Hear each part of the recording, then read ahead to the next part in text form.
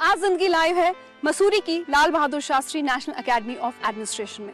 यह एकेडमी जहां तैयार होते हैं देश के सबसे प्रतिष्ठित, सबसे सम्मानित और सबसे रुतबेदार नौकरशाह। हर परिवार, हर माता पिता का ये सपना होता है कि उनका बच्चा डीएम कमिश्नर बने, और यही सपना आंखों में लिए हर साल लाखों नौजवान यूपीएससी का एग्जाम देते हैं, दिन रात मेहनत करते हैं, दीन दुनिया को भूलकर पढ़ाई में जुटे रहते हैं। जो खर्च उठा सकते हैं वो महंगी से महंगी कोचिंग लेते हैं, जो नहीं उठा सकते वो अपने दम पर किस्मत आजमाते हैं। लेकिन चंद खुशनसीब ही 6000 फीट की ऊंचाई पर बनी इस एकेडमी में ट्रेनिंग के लिए पहुंच पाते हैं। उनमें से कुछ बिरले ऐसे होते हैं जो उन हालातों में पढ़ लिख कर आईएएस बनते हैं जिन हालातों में कई बार 2 जून की रोटी भी नसीब नहीं होती। वो एक मिसाल है देश के हर बच्चे, हर नौजवान के लिए, और इसलिए वो हिस्सा है आज के जिंदगी लाइव।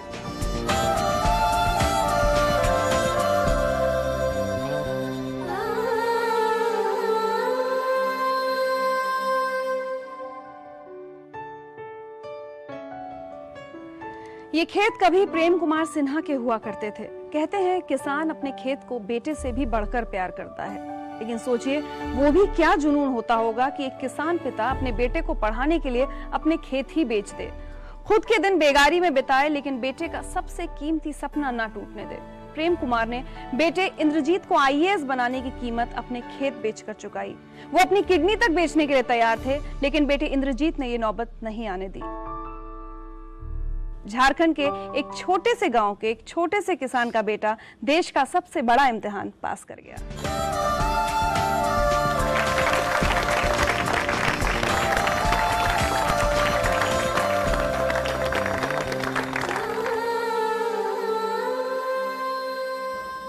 इंद्रजीत, सिर्फ 24 साल की उम्र और देश की सबसे बड़ी सरकारी नौकरी, सब कुछ सपने जैसा लगता है?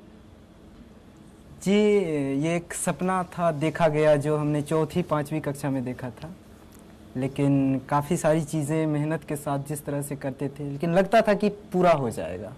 एक बच्चा ये सपना देखता हो कि वो एक दिन आईएएस बनेगा, सुनकर थोड़ा अजीब सा लगता है। जी, अजीब तो है, लेकिन कहते हैं ना कि जब सपनों के लिए इरादा हो कि हाँ, इच्छा नहीं होनी चाहिए, इरादा अगर हो तो फिर सारी चीज़ें, ये खेत, ये खलिहान, ये जो माँ का चूल्हा फूंकना, या फिर ये जो मिट्टी की जो दीवार है जो फट गई है, या फिर छप्पर टूट गया है, उसके ऊपर एक एडवेस्टस रख दिया गया है, तो इससे जो जीवन के प्रति जो अनुभव बनता है उसे जब कागज पर उतार देते हैं तो फिर यूपीएससी तो क्या, दुनिया की कोई भी सबसे बड़ी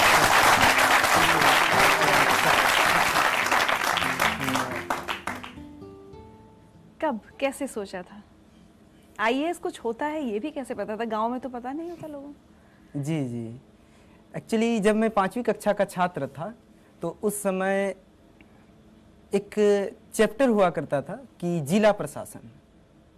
तो फिर मैंने पूछा था अपने सर से कि सर, जिला का मालिक कौन होता है? तो उन्होंने कहा था डीएम होता है। तो फिर मैंने कहा कि वो करता क्या है? तो उन्होंने कहा कि वो सड़क देता है, बिजली देता है, जिनके जो भूखे हैं उनको रोटी देता है, पानी देता है, ये सारी सुविधाएं उपलब्ध कराता है। तो उस दिन से हमारे मन में ये इच्छा हुई थी उस समय कि जो मुझे भी आईएएस ही बनना है। गांव से इससे पहले कोई, मुझे लगता है कि कितने पढ़े लिखे लोग निकले होंगे आपके गांव से? बहुत कम जो पढ़ने के लिए बाहर गए होंगे। मेरे बोकारो जिले की ये पहली घटना है कि किसी गांव के लड़के ने, मतलब है कि सफलता, पिछले 60 साल के इतिहास में पहली सफलता केवल प्योर गांव से है।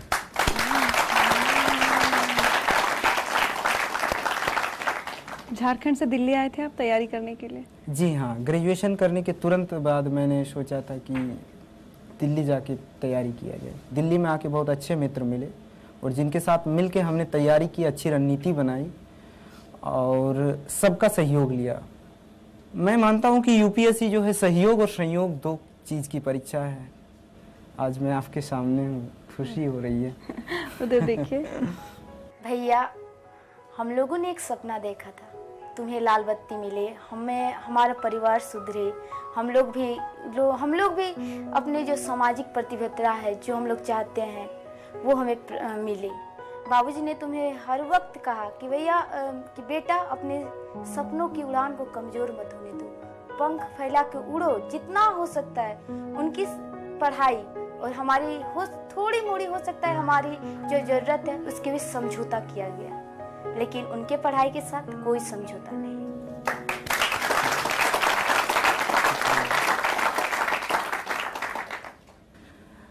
संघर्ष हमारे जीवन में बहुत ज़्यादा रहे हैं, लेकिन हमारी पढ़ाई को लेके हमारे बाबूजी ने कभी भी मतलब है कि कोई समझौता नहीं किया। उसके लिए उन्हें जो भी करना पड़ा। एक समय ऐसा था कि रहने के लिए घर नहीं था, तो फिर स्थिति ऐसी आई कि कैसे रहा जाए, मतलब कैसे क्या हो जाए। तो माँ लोग चली गई मामा घर, माँ और दोनों छोटी बहन। हम नहीं गए क्योंकि हमारी पढ़ाई थी। 5वीं कक्षा का मैं विद्यार्थी था उस समय। तो मुझे आज भी याद है कि एक आदमी केवल सहयोग के लिए लिया गया था और बाकी ईंट मैं पकड़ाता था। बाबूजी खुद कर नहीं लेते थे और खुद मिट्टी का गारा से बनाया गया घर है ये, और खुद ये सब किए थे। तो ये सब जिंदगी के अनुभव है। मैं इसे कभी भी संघर्ष मानता हूँ इसको। दुख नहीं है, ये संघर्ष है। दुख और संघर्ष में अंतर ये होता है कि दुख होता है कि जिसकी क्षतिपूर्ति नहीं हो सके। किसी माँ के लिए उसके बेटे से अलग हो जाना या असामयिक मृत्यु, ये सब दुख है।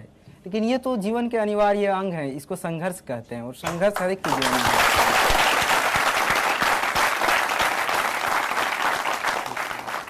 पिता ने आपको पढ़ाने के लिए अपने खेत बेचे भी हैं? जी हाँ, हमारी 80% खेत बिक चुके हैं। और जब पहली बार सिलेक्ट नहीं हुए तब उन्होंने क्या कहा था? हाँ, उन्होंने एक चीज़ कहा था। मैंने ये चीज़ बाद में मैंने जाहिर भी किया कि इस भावना को। तो उन्होंने कहा था कि हम बोले कि बाबूजी पैसा कहाँ से आएगा, हम ट्यूशन पढ़ाएंगे मुखर्जी नगर में या यहाँ पर मिल जाते हैं यहाँ पर। बोले कि नहीं, तुम ट्यूशन मत पढ़ाना और तुम अपनी पूरी पढ़ाई जो है अपने पढ़ाई पर ध्यान दो। धूप में मत चलना, ऑटो में चलना, क्योंकि धूप में चलोगे तो थक जाओगे और पढ़ाई पर इसका बुरा प्रभाव पड़ेगा। अरे तुम्हारे लिए तो हम अपनी किडनी तक बेच देंगे।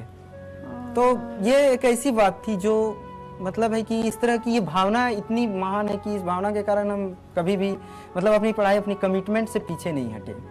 एक बात बताइए, आज अगर आपके पिता आपके सामने खड़े हों तो आप उनसे क्या कहना चाहेंगे? देखिए, मेरे बाबूजी तो अभी मेरे गांव में हैं और शायद अगर इस प्रोग्राम को वो देख रहे होंगे तो मैं उनसे यही कहूँगा कि मेरी सफलता से अलग आपके बेटे होने में मेरी सार्थकता है, और बस इसी सार्थकता को जीवन भर महसूस करना चाहता हूँ।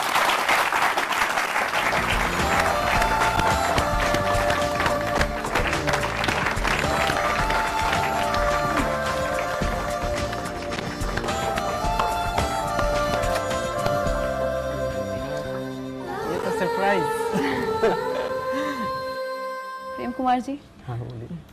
कभी सोचा था खेती किसानी करते वक्त कि एक दिन बेटा एक सरकारी अफसर, सबसे बड़े सरकारी अफसर की गद्दी पर बैठेगा? एकदम जब से इसको पढ़ाई में ख्याल आया तब से मैंने ये सोचा था, ये आज की सोच नहीं है। आपको पता था आईएएस क्या होता है? आईएएस क्या होता है ये पता नहीं था, लेकिन अफसर जो होते हैं मेरे जिला के, हाँ। उसको तो देखे थे। हाँ, सही बात है। कभी अपने बेटे से ये नहीं कहा कि अरे तुम नहीं कर पाओगे, तुम कहाँ, मैं नहीं तुम्हारा खर्चा पढ़ाई का उठा पाऊंगा? मैं कैसे कह दूं, वो कभी नहीं सोचा। मैंने खर्चा उठाने के लिए तैयार था, मेरे पास जमीन थी, जमीन बेच कर देते।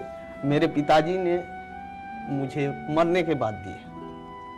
अब वो जमीन मैं इसको देता मरने के बाद, तो ये मैंने सोचा कि मरने के बाद क्यों मैं दूं, अब ये दे दूं, और रहेगा तो बेटा का और नहीं रहेगा तो बेटा का।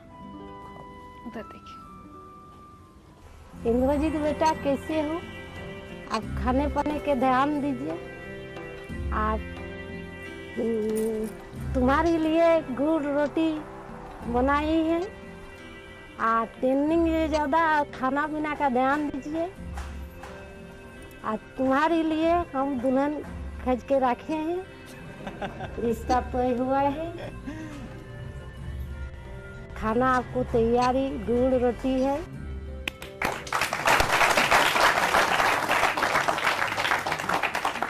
गुड़ रोटी खाने का शौक है? हाँ जी, हाँ। बहुत गुड़ रोटी खाता था। आपसे सारे देश के पिता सीख लें। एक मिसाल कायम की है आपने कि किस तरह से एक पिता अपने बेटे से ये तक कहता है कि मैं ये नहीं कहेंगे कि कोई अपनी किडनी बेचे, लेकिन आपने एक मिसाल कायम की है कि अपना सब कुछ कुर्बान कर बेटे को पढ़ाया, खेत बेचे। आज जिंदगी लाइफ की तरफ से आपको सम्मानित किया जाना है। है।